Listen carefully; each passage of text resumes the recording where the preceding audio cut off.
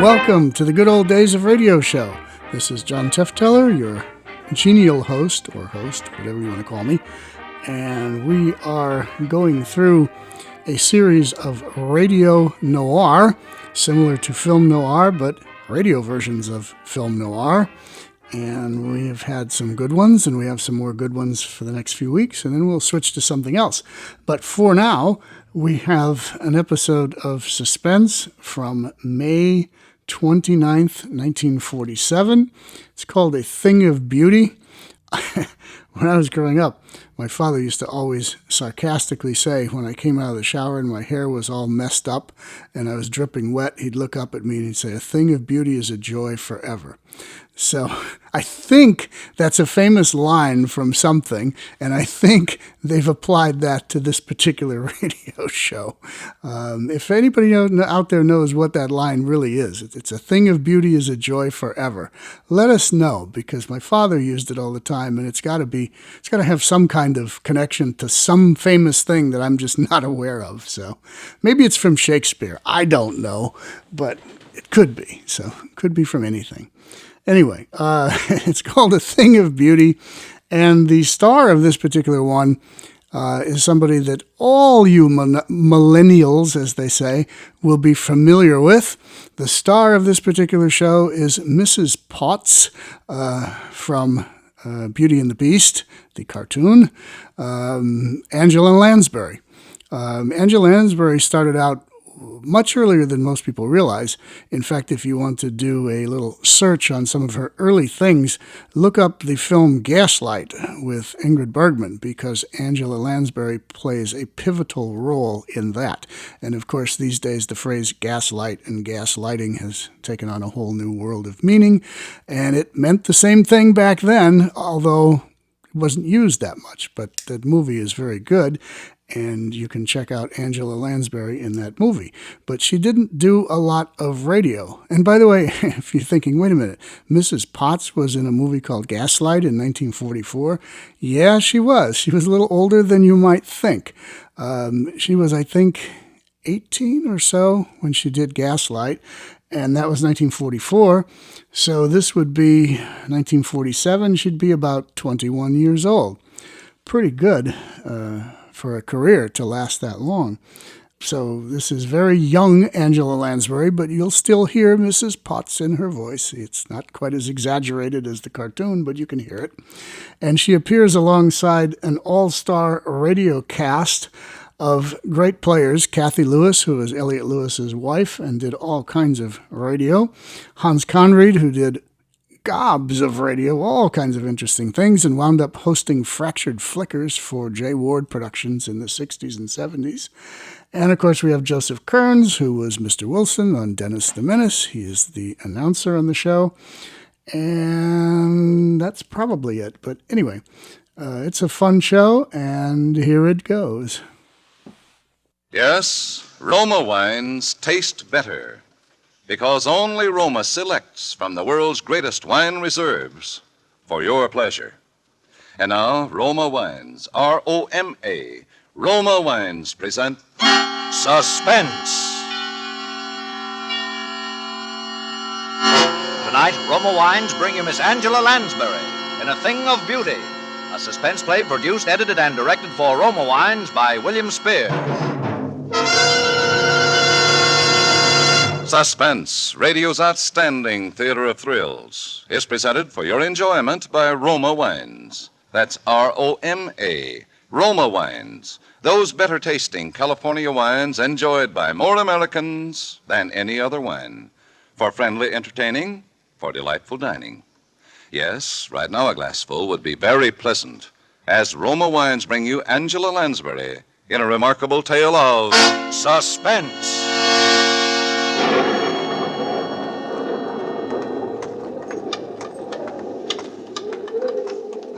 Now, if you will give me your arm. Yes, sir. Thank you. I think we shall just miss the storm if we hurry. Rather somber place, isn't it? Oh, it gives her seclusion, and that's all she's ever asked for since she came here.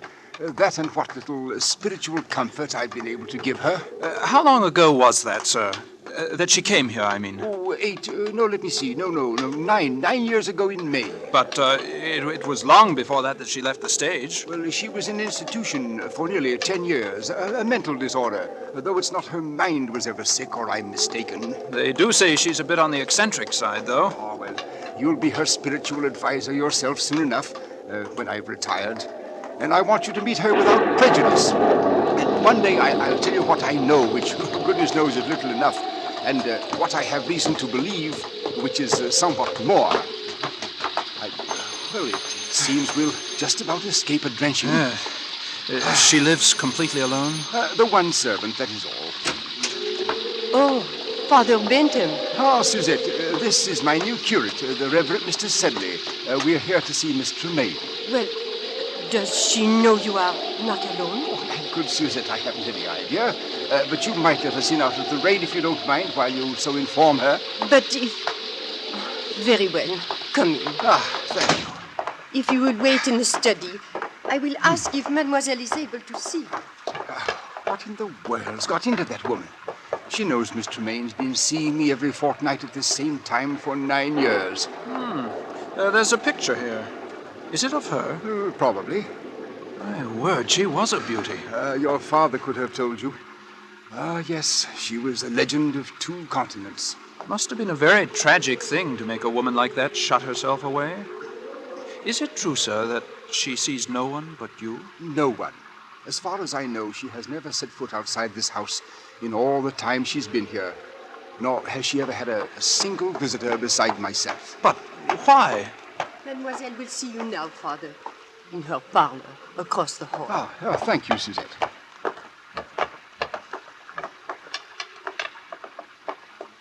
Father Bentham. Hello, my dear. Come in. Thank you. I do hope you don't mind my receiving you in the dark, but I have a mortal dread of lights during a storm.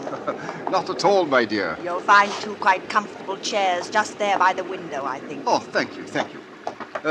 Madeline, this is my new curate, Mr. Sedley. Oh, yes, Mr. Sedley. It's a great pleasure to meet the famous beauty, even in the dark. Yes, I suppose you've heard of my beauty, Mr. Sedley. You know, as you came in, I was looking at this little gold mirror, engraved on the back of the words, "A thing of beauty is a joy forever." Ah, Keats. Yes, Oscar gave it to me. Oh? He said it was a magic mirror. When you are very old, Madeline, he said, you will only have to look in it to see yourself as you are now, young and radiant and a joy forever. And I've believed ever since then that Oscar was really something of a magician, because, you know, it's true. Was that Oscar Wilde, Miss Tremaine? Yes. Dear Oscar, dear dead days. I suppose you've already heard all the wild tales of my lurid past, Mr. Sedley? Oh, no, Miss Tremaine, I assure you I don't believe that Father Bentham has ever caught me in a reminiscing mood, have you, Father? But since you will one day be vicar here, Mr. Sedley, perhaps it would be better if you heard the truth from me. Miss Tremaine, don't think Oh, the truth is wild enough. It all began, I suppose, when John Gaylord gave me my first speaking part. That was so far too long ago to tell. My hair was a little darker. My voice was not quite as rich as it is now. A trifle more silvery, perhaps. John and Nell Garrett were the leads, and my part, well, it was one of those obscure little parts that no one pays any attention to until some obscure little actress comes along and makes the start of a career with it. It was then that I first experienced what will always be to me in all the range of human feelings, the supreme exaltation when you hear the full frenzied applause of an audience for you alone. Thank you. Thank you so much.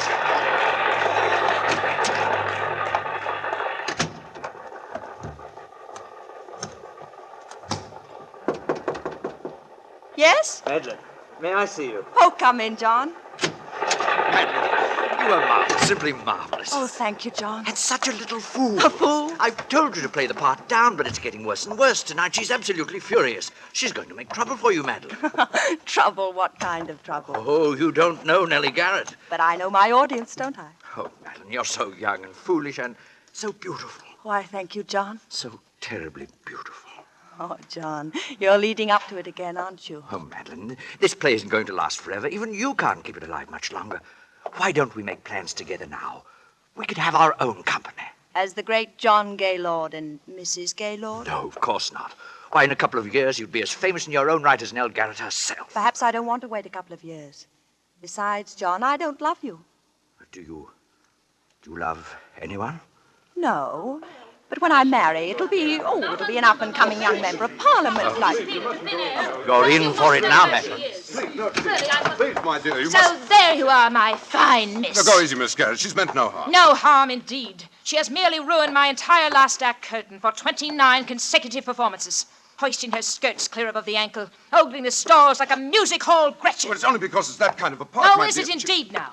Well, as long as I play the leads in this company, I will not have my best speech in the whole play utterly ruined by rowdy applause for the gutter antics of a half-baked ingenue. No, really, you're making a fool of yourself. And while we're on the subject, Mr. Gaylord, there are a few points I should like to discuss with you. When you help Miss Tremaine down from the swing in the second act, there's no need for you to keep your arm around her during the entire remainder of the scene. I'll admit that she appears ready to swoon at any moment. But one peep show performance is quite enough for an evening in Drury Lane. Well, really, Miss Garrett, if you can no longer hold either your audiences or your lovers... Why, you cheat! No. Nell, you should... I'll kill you for that, Nell Garrett. If I die for it, I'll kill you.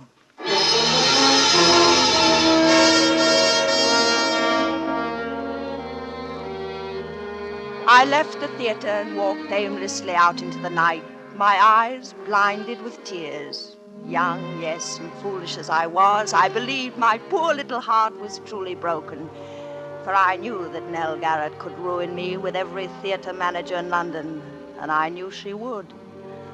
How long I wandered through those misty streets, or where, or even what I did, I shall never know.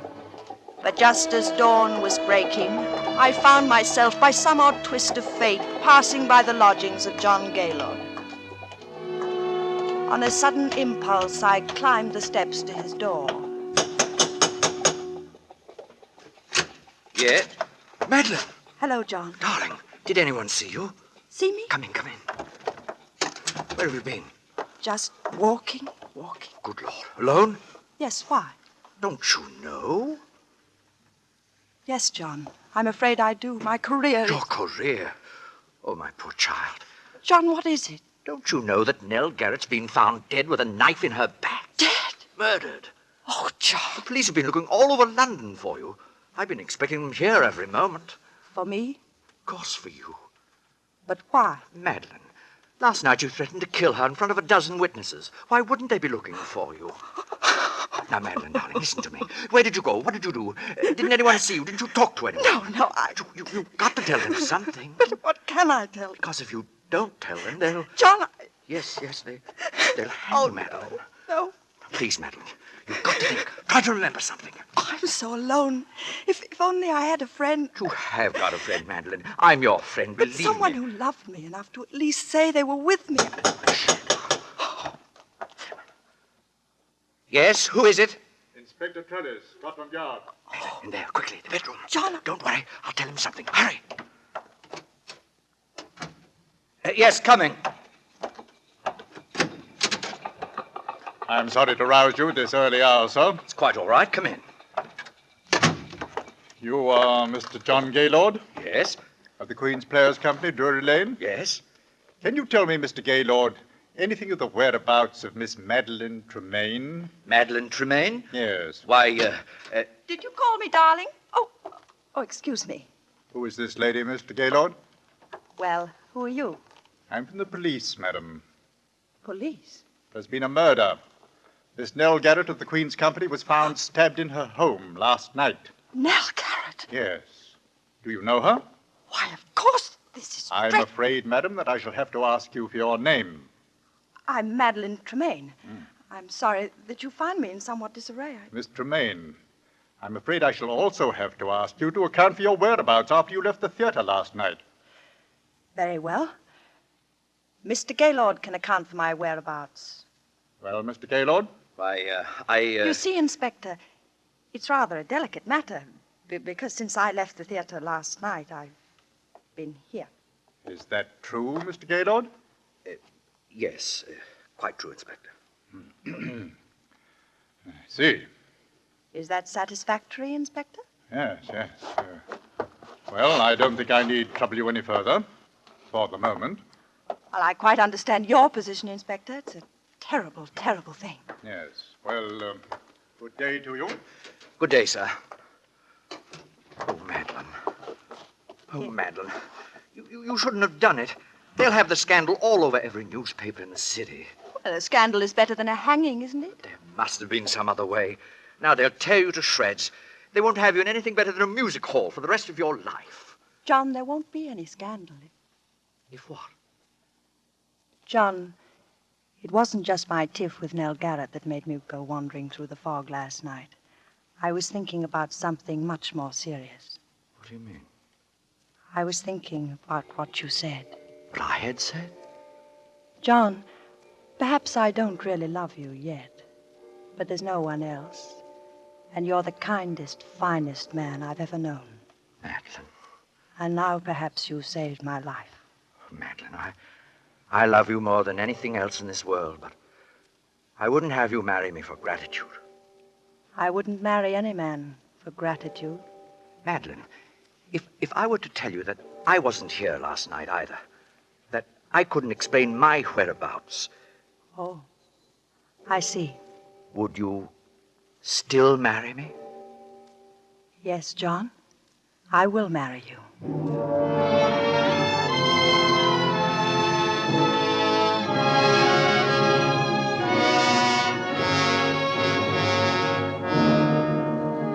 For suspense, Roma Wines are bringing you Angela Lansbury in A Thing of Beauty. Roma Wines' presentation tonight in radio's outstanding theater of thrills, Suspense.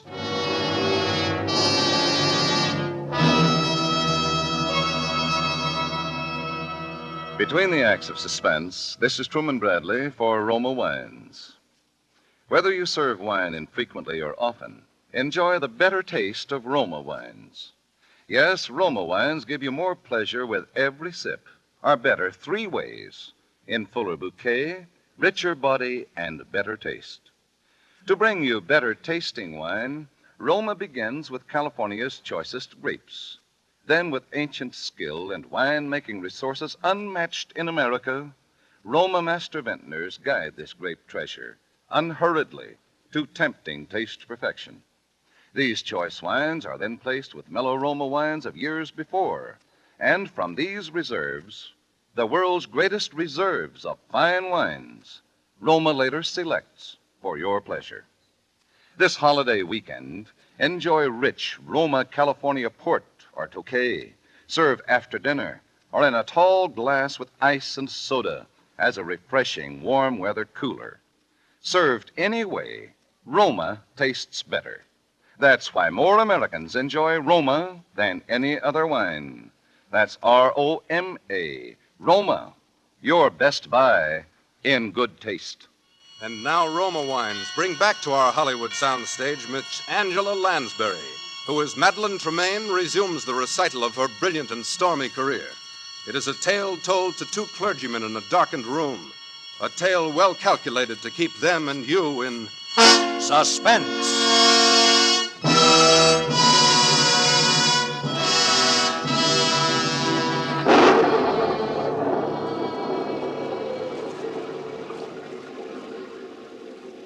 Shall I continue, gentlemen? Oh, yes. Please do, Miss Tremaine. It's most absorbing. Indeed it is. Really? I hope you don't mind the lights turned off. It's the storm.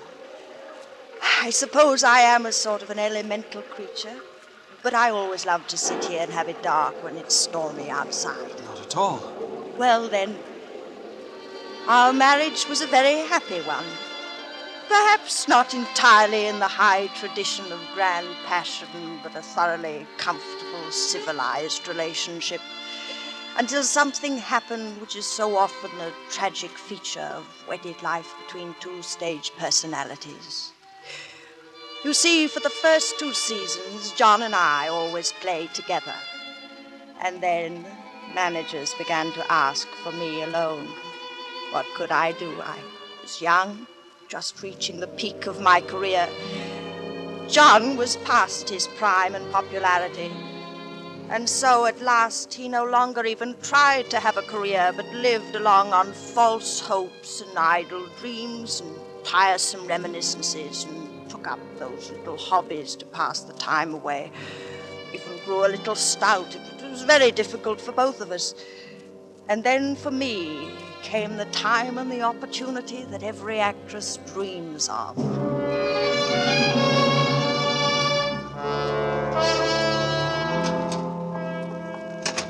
Oh, mademoiselle. Hello, Suzette. I've got the most wonderful news. The most wonderful, wonderful news. That's you, Madeline?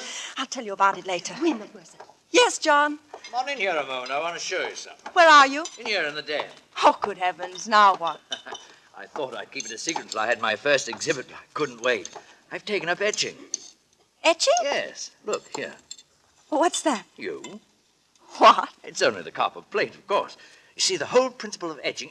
Oh, Madeline, look out. What's the matter? You almost knocked over that vat of nitric acid. Oh, one drop of that on your beautiful white skin would burn a hole right through you. Well, must you have that sort of thing around, darling? Of course, that's the whole thing. You see, the sketch simply scrapes the wax off the copper plate.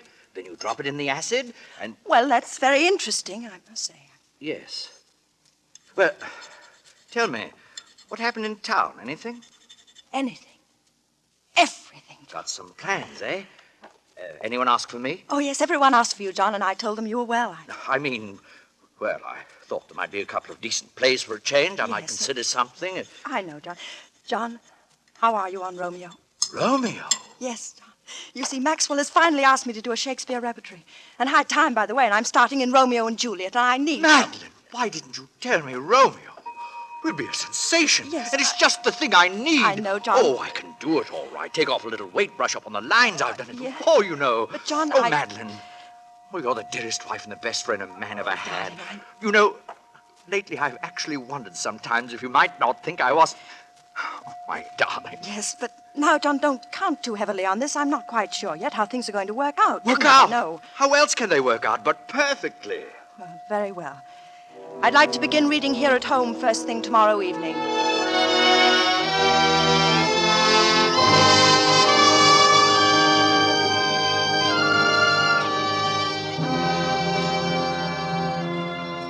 Now, shall we take it from, yet I should kill thee with much cherishing?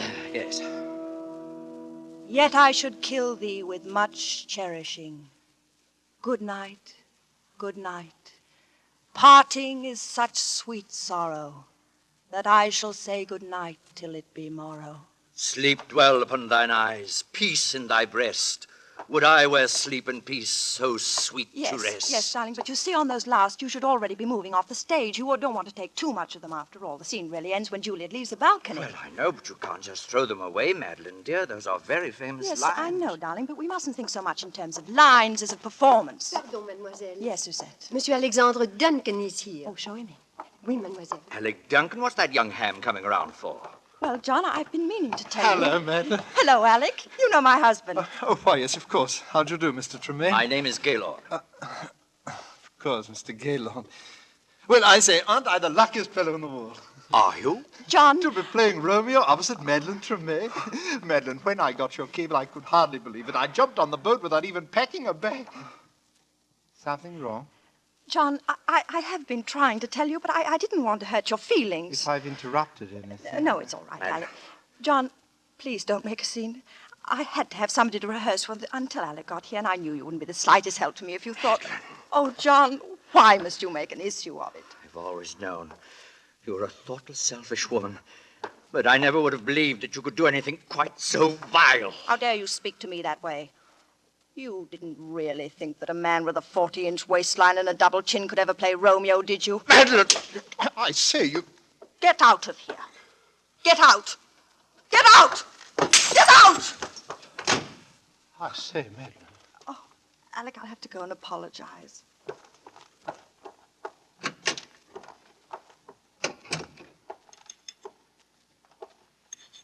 John, I want to talk to you. John? Yes? Madeline, be careful of that acid. Acid? Oh, John, I'm terribly sorry for what I said. It was beastly of me. It's quite all right, Madeline. Oh, John, I knew you'd see it that way when you came to Because think... you see, I am going to play Romeo. Oh, John, must we go through it all over again? Madeline, I've forgiven and forgotten a lot of things since we've been married. I've pushed you out in front. I've given you the spotlight. I've watched your regard for me become somewhat less than for your servant, somewhat more than for your dog. John, now look here. But this, if only for my self-respect, I will not allow. To dangle before my eyes the thing that I wanted most in all this world, except your beauty, that I gave it up for. The thing I've been wanting so much I didn't dare admit it myself. And then to have you snatch it from me. No, Madeline, no, no, no. Waistlines and double chins can be concealed, but a mean spirit never. This one thing you can do for me, and you will. John, really, you're being a fool. You see, I've always known that you married me to save your career and to keep my mouth shut. But there's one thing you haven't known. Where I was the night Nell Garrett was murdered. Where were you? I was at Nell Garrett's home. Well, that explains quite a number of things, doesn't it, John? Madeline, where did you get that gun? I always thought that someday I might need one. Madeline! Don't come near me, John. Very well, John, I warned you. You monster! You No. beautiful, terrible No. monster!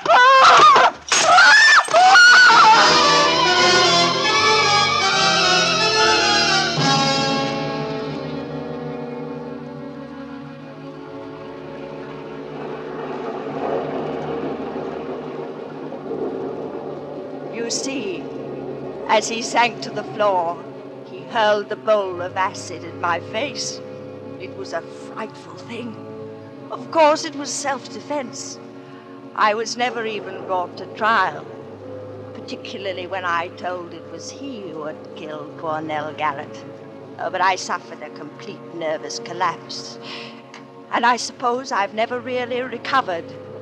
And yet Providence always seems kind enough to leave something to be thankful for, even in the worst of tragedies. Because not a single drop of acid ever touched me. I suppose if it had, I should be horribly disfigured to this day. Well, have I bored you, Mr. Sedley? No. Oh, no, Miss Tremaine. Goodness gracious. Well, Madeline, the storm is almost over. I think we'd best push on. Must you? Well, excuse me for just a moment. Oh, of course, my dear. Oh, my word. The poor woman. Yes. I say, look here. What is it? This mirror. It's not a mirror at all. It has a picture pasted in it. The photograph that's in the study. Poor Madeline. Father Benton, Mademoiselle would like to speak with you a moment before you go. Oh, very well. I'll only be a moment, Sedley. This way, Father. Oh, thank you. Oh, Father, Well, Madeline, you may turn the lights on, Suzette, as you go. Oui, Mademoiselle.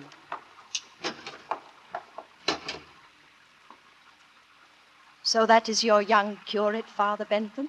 yes, do you like him? He seems like a dear boy, but But what, Madeline? I'm afraid I can't see him again. Madeline, why? Well, I don't want to hurt his feelings, but it would not be the same. You've been my only true friend in all these years. And when you are gone, I would rather be alone again than... I'm sorry, sir, but Mrs. Stoats is outside. Her little girl is dying. And when she heard you were here, she... Go away! Madeline! Go away! Come, sir. Go away! Oh, good Lord. Poor Madeline. It was too much for her. Yes. She killed them both, of course. The woman and her husband. Oh, Somehow I think I always must have known it. All these years she's lived a lie. Yes, but that's not the lie that's hurt her. It was the acid. Acid? Didn't you see her face, sir? You forget, my boy, that I am blind. She has no face.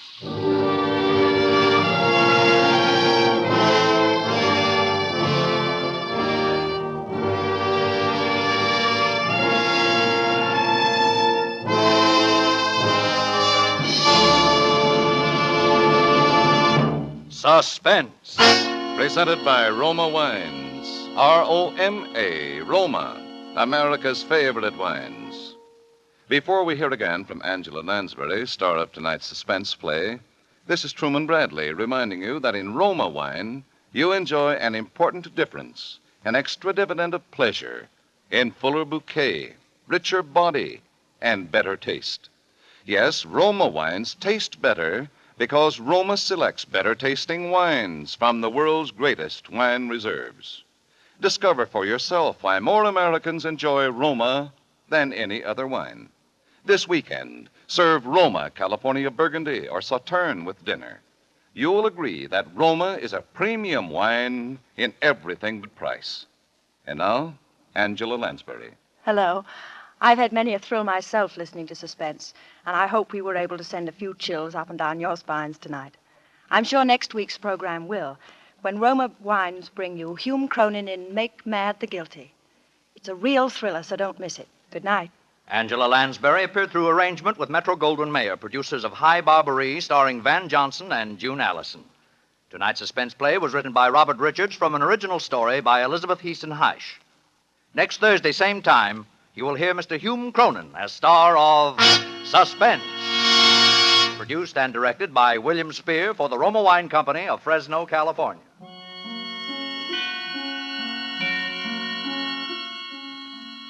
In the coming weeks, Suspense will present such stars as June Havoc, Vincent Price, Marcia Hunt, and others. Make it a point to listen each Thursday to Suspense, radio's outstanding theater of thrills.